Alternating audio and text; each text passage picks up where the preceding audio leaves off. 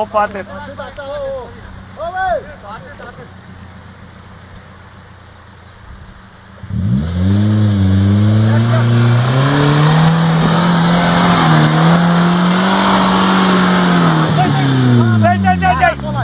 păi n-avea că era în aer aia.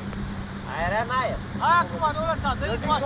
Eu zic să-i dai poate. Se bucăți de armă.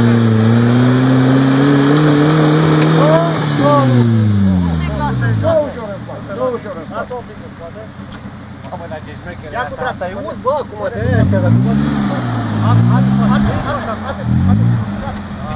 Păi gata, ai ridicat iarba. Dă-i în spate, da. Dă-i în spate.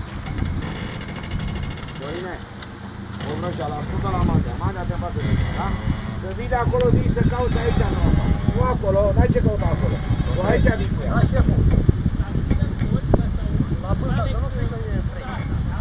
Bă, băiatule, acolo vor fi doi pari și fiecare și alege pe unde vrea. Nu dacă vrei să urci, fă ce-ți spun eu. Auzi, păi ești la fermă sau urci tu? Mă îndrepte aici. Dacă nu îndrepti aici, vei urca în culă, nu vei urca. Ia dreapta, ia dreapta, Ia, ia bă. dreapta, dreapta. Ce vă spune ăla?